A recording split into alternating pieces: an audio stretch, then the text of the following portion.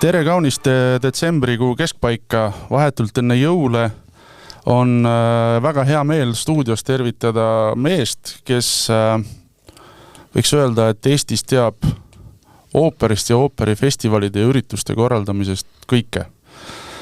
Mina olen Indrek Pileti taskust ja minu kõrval pikaaegne hea sõber Jüri Leiten ja täna meid toob siia kokku juba 7. suve järgmine aasta toimuv Viljandi suveooper. Jüri, miks just Viljandi? No tere kõigepealt.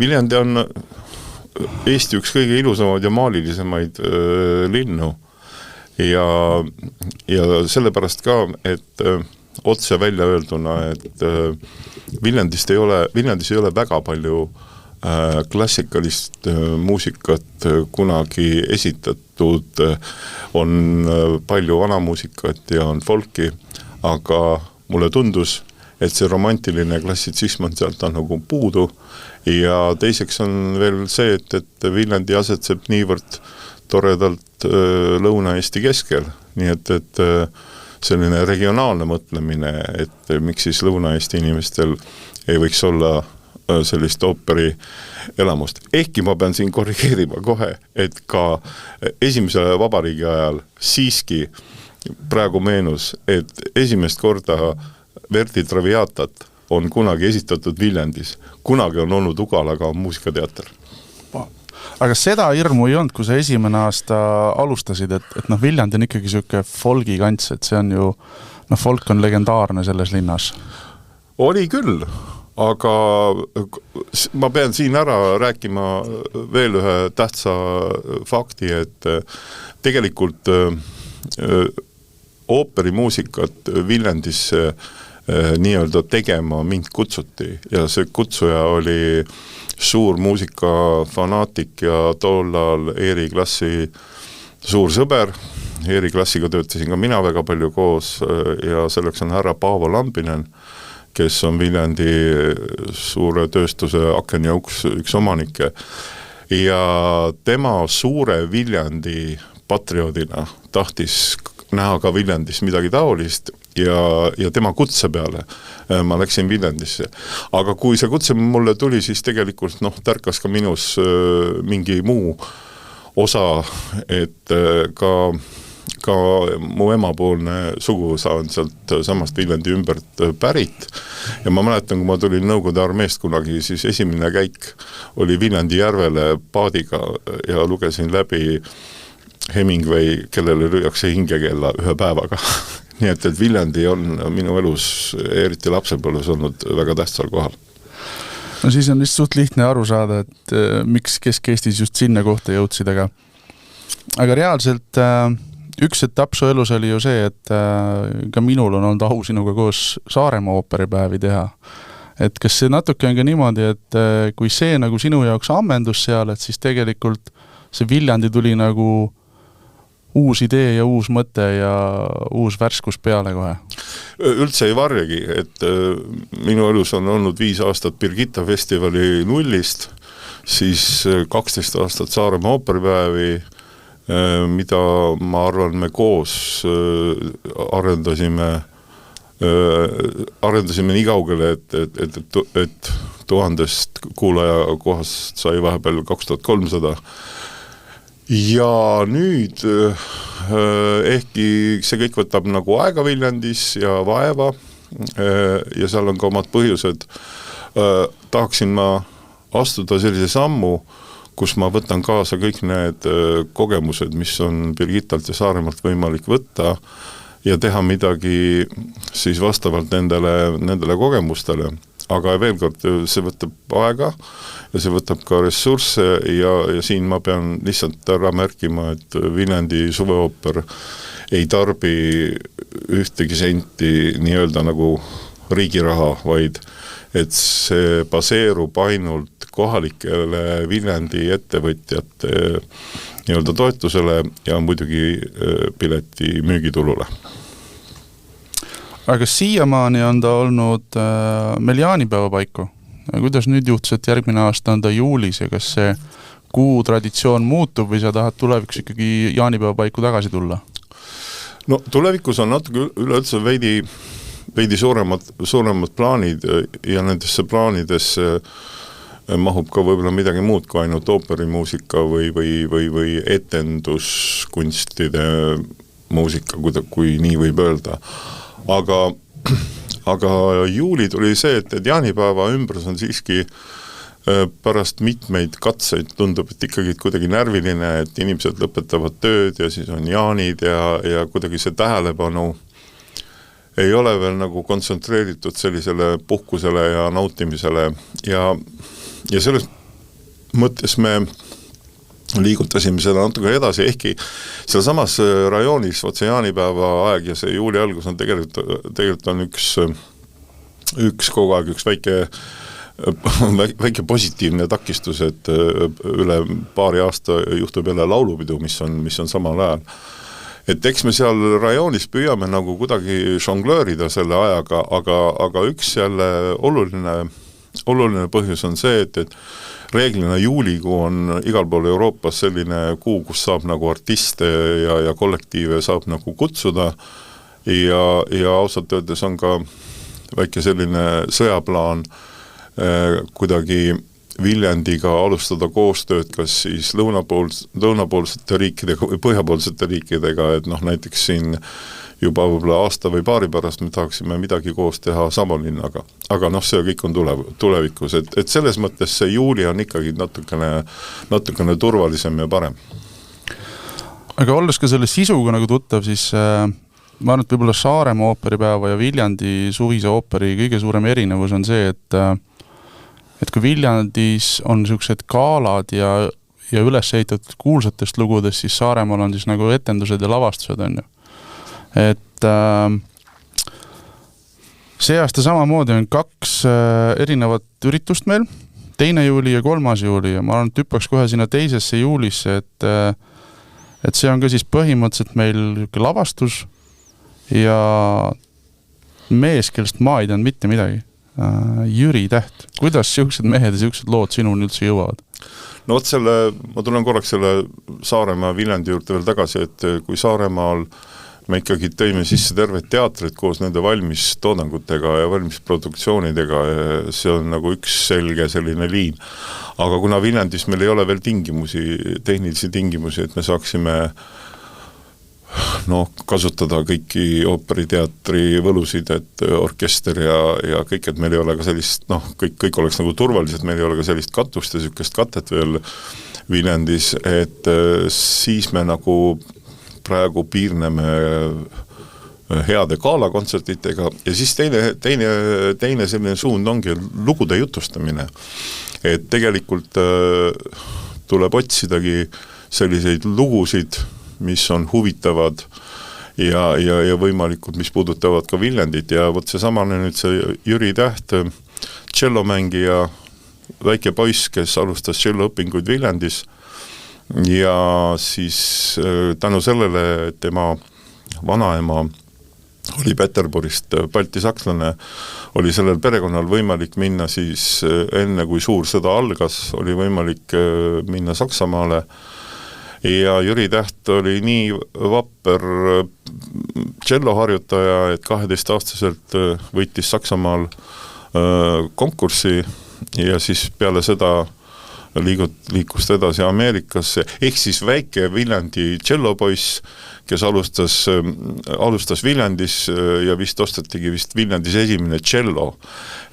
See väike poiss siis lõpetas või jõudis siis oma tšello mängimisega Ameerikasse Broadway'le ja kuulsa Don Shirley triosse, kus ta mängis 24 aastat ja siis juba kui vanus tuli peale ja ta tundis, et tema mäng võib-olla ei ole enam nii tasemel, siis sai temast Ameerika Hääle Eesti osakonna juht ja elu lõpus siis jõudis ta Eestisse tagasi, et kõik see nõukogude aeg oli ta Ameerikas ja ikkagi see koduigatsus oli nii suur, et selline lugu, see on tõesti värvikas lugu ja mind köitis selle loo juures ikkagi kõige rohkem see, et kui 12-aastane poiss võidab Saksamaal konkurssi, et et siis ta ei saa olla selline tavaline mängija ja mis osutus ka siis nii-öelda nagu Ameerikas tõeks. No just, et seal hüpates nüüd meie tänasesse päeva, et sellised asjad on ju muidugi kantud nagu suurest andekusest. Kas tänane päev ka selliseid lugusid meile juurde toodab? Ma olen vaatanud, et meil on hästi lahe saade, mida tehakse, on Klassikatähed, on ju. Aga seda minu teada ei tehta iga aasta, et kas siis ei ole seda järelkasvu nii palju või mis on see põhjus, et miks meil nagu noori klassikamuusika hästi palju andekusi nagu peale ei tule? No, ma pean natukene siin oma nina ettevaatlikult kergitama, et Klassikatäht sai alguse ka minu ja Margus Allikmaa kokkuleppes toonana, et see oli kunagi oli Eesti Kontserdis selline noorte konkurss nagu Con Brio ja kuidagi see konkurss, kui ma läksin Eesti Kontserdisse, tundus kuidagi imelik, et laval olid noored, kes mängisid väga hästi, aga siis saalis oli žürii, kes seal pooleldi magas.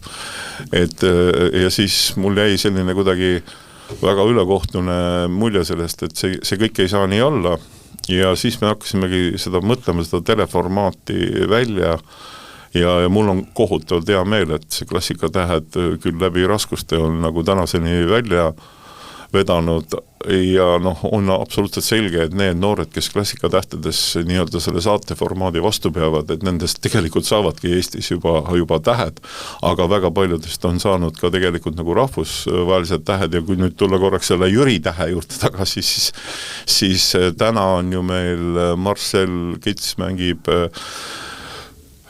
kus oli nüüd Baieris on Baieri orkestri kontsertmeister ja Silver Rainomäe, meie teine väga andekas tšellomängija on Ameerikas sümfooniaorkestris, ma nüüd võin eksida, kas see oli Minnesotas.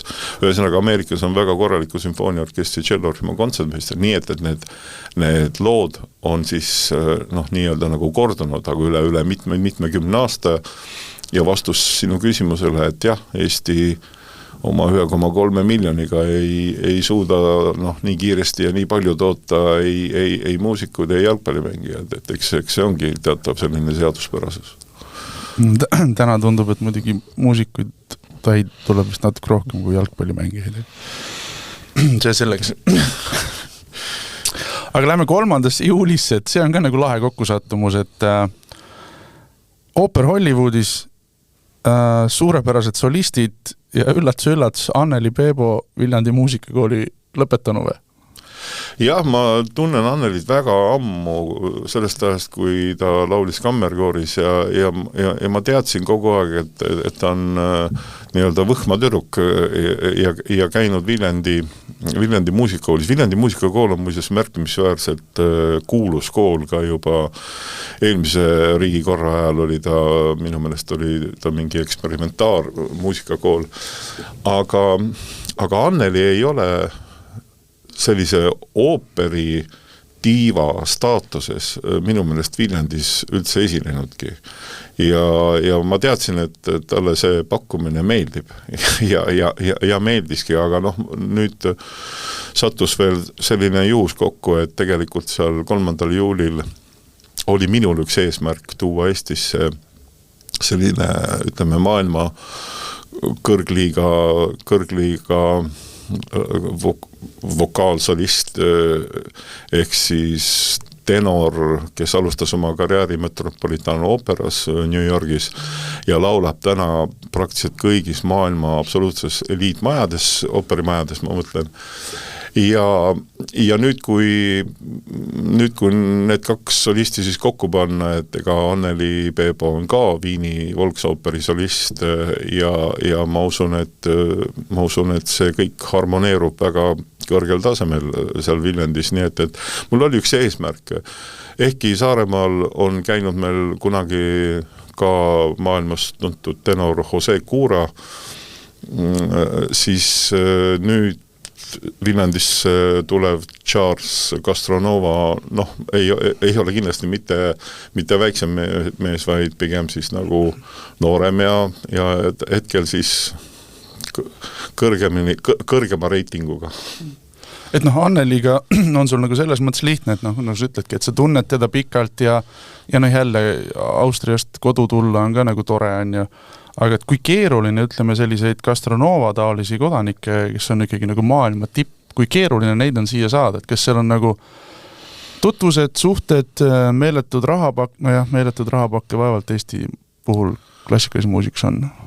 No, eks seal on kõik nagu sees, et ega need sellise liiga lauljad, ega nad odavad ei ole ja täiesti põhjendatud loomulikult, et iga kõrgetasemeline kunstnik teab ju oma väärtust.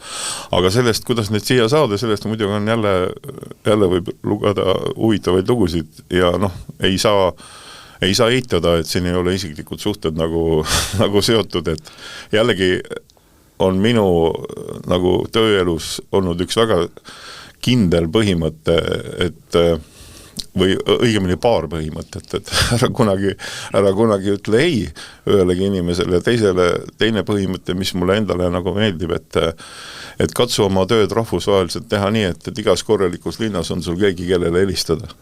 Ja ongi nii, et hetkel on New York City oopera kunstiline juht on Konstantin Orbeljan, kes on rahvuselt armeenlane, aga sündinud Ameerikas, aga Orbeljanide suguvõsa on hästi kuulus, et kunagi tema onu oli kuulsa Armeenia suure estraadiorkestri peadirigent ja väga, nii et see nimi on nagu väga tuntud.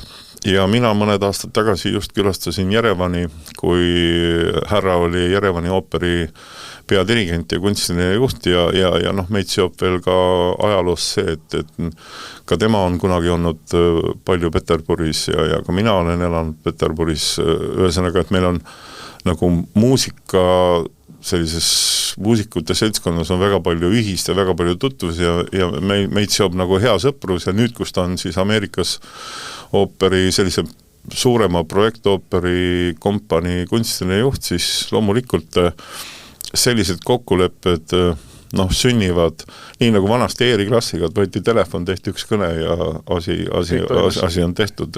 Kui muud numbrid sobivad, siis on korras.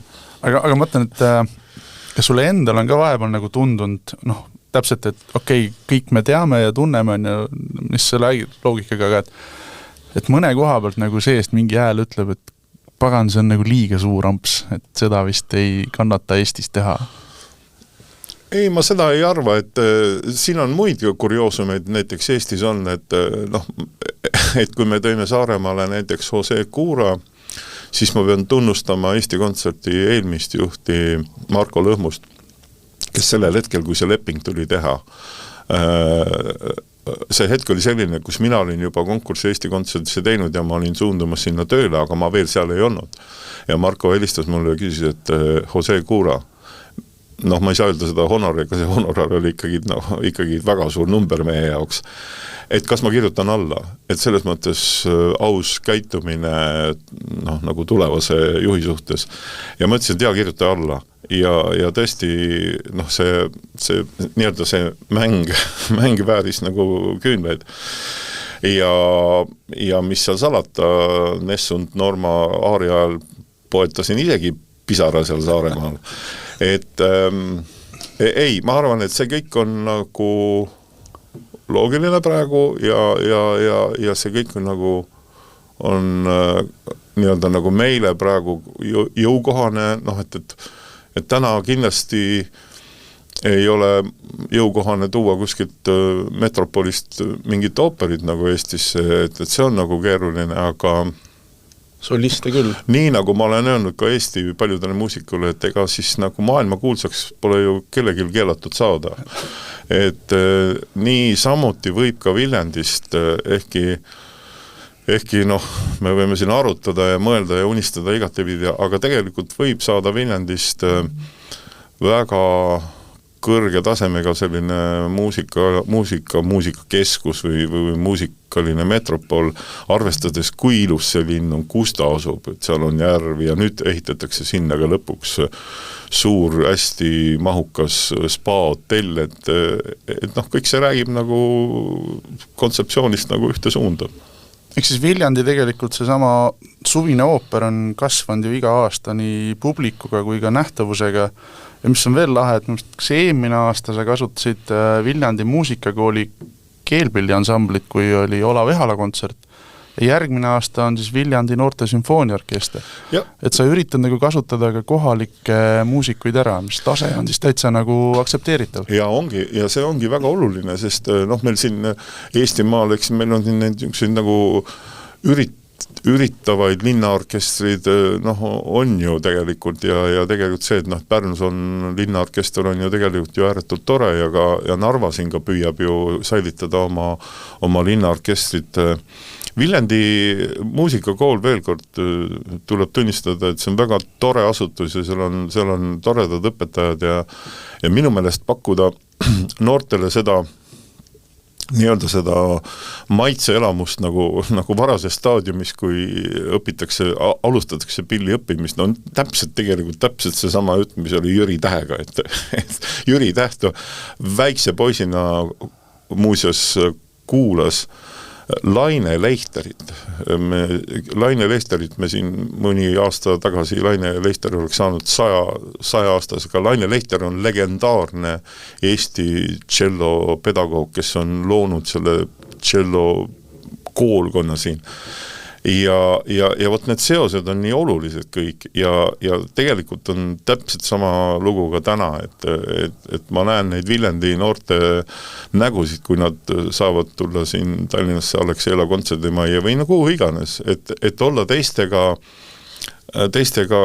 muusikutega koos laval, enne aasta natukene nagu püüdsid nagu märku anda, et see on neile võib-olla liiga või kuidagi neile nagu liiga suur amps, aga tegelikult ma ütlesin, et kui te tulete teiste nii-öelda nagu valmis profumuusikute lavale, et kas nemad ei suhtu teisse nagu halvasti, pigem vastupidi, et kasutage seda positiivset võimalust ära. Aga publiku hulgast on ka mingid tagasisidet sulle tulnud, mõtlen positiivset, negatiivset, räägib see Viljandi rahvas ka, eestlane muidu on ju vait nagu sukk, ega ta väga ei räägi ja ei kommenteeri. Ma olin kuskil Viljandis mingi poe järjekorras ja siis tuli üks vanem härra ütles, et teate, see oli väga hästi, väga hea kontsept.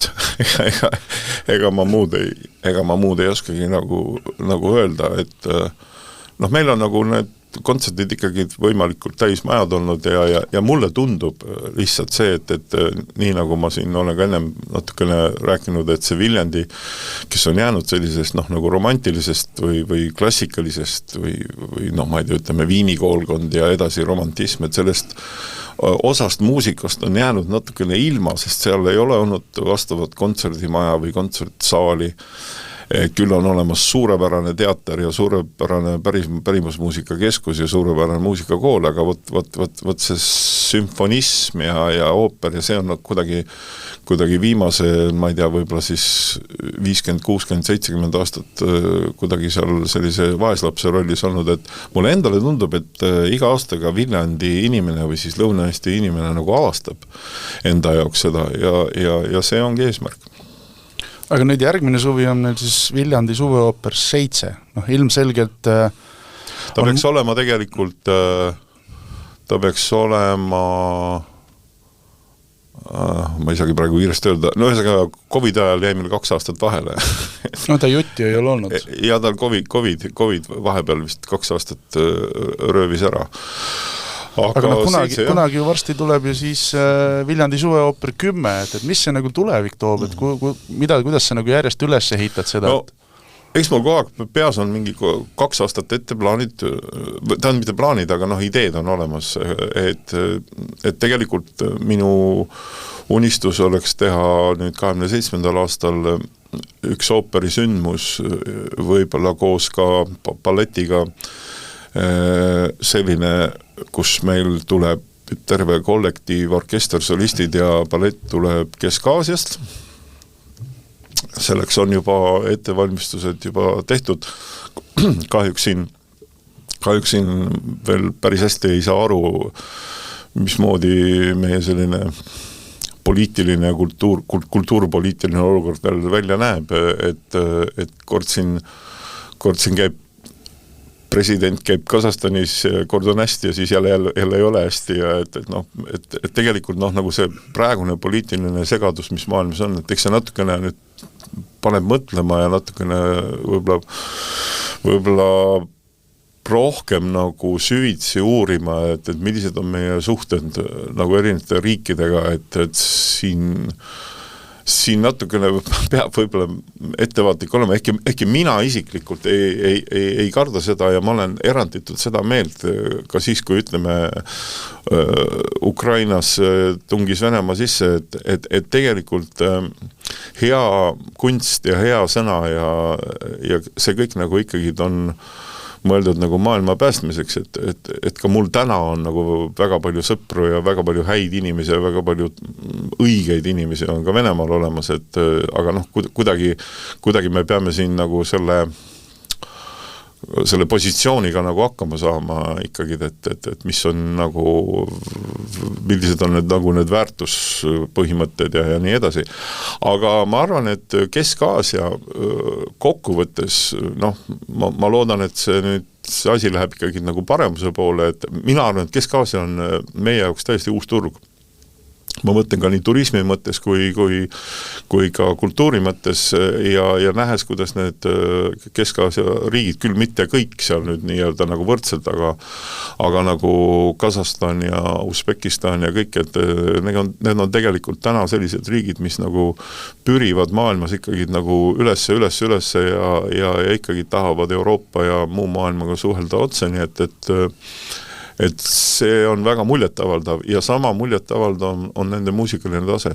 See on täiesti võrdväärne väga, väga kõrge tasemega mujal maailmas. Et see on nagu üks nagu mu unistus ja teine on see, et 28 me peaksime kuidagi siin tähistama vist Eesti ooper 100 aastat või siis 28 on ka Eesti Vabariik 110. Et siis käivad meil mõtted nagu sellise Eesti ajaloo koha pealt käivad mõtted peas ringi, et peaks tellima uue ooperi Eesti ajaloost ja kandma selle Viljandis ette. Ehk siis see oleks nagu esimene lavastus? Ja nagu esietendus ja seda me praegu siin ka mõtleme ja puurime ja uurime ja kindlasti tänapäeval ei ole see võimalik niimoodi, et me teeme Viljandis, ma ei tea, 2 või 3 etendust ja siis kõik, vaid see peab olema nüüd rahvusvaheline koostöö ja tõenäoliselt sinna saab kaasata meie põhjanaabreid või siis võib-olla päris nüüd lõunanaabrit ehk siis Lätiga ma ei oska praegu öelda, aga küll ootavad koostööettepanekud näiteks poolakad meie käes, nii et kuidagi see ajalugu ja ütleme, need märksõnad on ajalugu ja Läänemeri. et kuidagi sellest, aga seal on mitmeid ideid ja vaatame, mis ei taha hakata praegu neid täpseid asju välja käima, sest kui ei lähe täide, siis on ka nagu mage. Jõuluaeg tuleb. Mis me oskame öelda, et kes on nagu hiljaks jäänud kaubanduskeskustes poodlema ja kinke otsima, siis võtke omale Viljandi suveooperi pilet, mõelge samamoodi oma lähedastele, võtke vanemad kaasa, võtke sõbrad kaasa, võtke lapsed kaasa. Mida rohkem see noortele ka seda kultuuri tutvustada on ju mõistlik. Jah, pange piletid kuskile koridori peegli külge kleepsuga ringi, et ära peale jaanipäeva meelest läinud, et kus ma minema pidin. Ei, muidugi, miks mitte paar piletit suvel suurtele ilusatele kontsertitele, miks mitte? Ehk siis Viljandi suveooper 7, 2. juuli on meil tšellistist Jüri Tähest lavastatud etendus. Ja ma veel toon sinna juurde, et see on kontsertetendus, et see on ikkagi läbi draamastseenide ja muusika ja täna kuna selle etenduse libretto kirjutamine veel käib, et meil on teada, kes neid tegelasrolle seal täidavad ja kõik, aga kuna see libretto veel valmib ja me uurimistööd käivad, siis me veel ei ole, et siis järgmisena uudisena jaanuaris siis me avalikustame need tuntud Eesti näitlejad ja muusikud, kes seal solistide osas esinevad, aga kogu selle õhtu kunstilise idee autor on dirigent Mihhail Kerts, kes on suur Tubina spetsialist meil ja Tubina fänn ja kes vaimustus sellest loost niivõrd, et ütles, et seda peab ette kandma. Ja siis 3. juulil on meil siis esimene väliskollektiiv, ehk siis Kaunase linna sümfooniaorkester koos siis Ameerika dirigendi Konstantin Orbeljani ja tenori Charles Castronova ja Anneli Beeboga. Nii et. Ja veel võib-olla selgituseks, et see ooperikaala ei ole tüüpiline traditsiooniline ooperikaala, vaid et seal on üks väike nüanss, et muuseas järgmine aasta meie kontsert on 3. juulil, aga 4. juulil tähistab Ameerika Ühendriigid oma 250. rahvuspäeva. Ja sealt see pärit ka sealt pärineb ka see pilk nagu Ameerika poole. Ja sellel kontserdil tulevad muu hulgas, tulevad ettekandele ka kuulsa Ameerika tenori Mario Lanza, kes oli ka suur filmistaar. Tema filmist pärinevad siis aariad ja laulud. Ehk siis neljapäeval 2. juuli Andeka Eesti muusiku lugu ja siis reedel 3. juuli glamuuri ja sära ja Hollywoodi. Just. Väga lihtne ju. Selles mõttes nii see elu käib. Nii see elu käib, jah. Jüri, aga aitäh tulemast. Aitäh. Sinuga on alati tore vestelda teemadel, mis on tulevikus. Täpselt.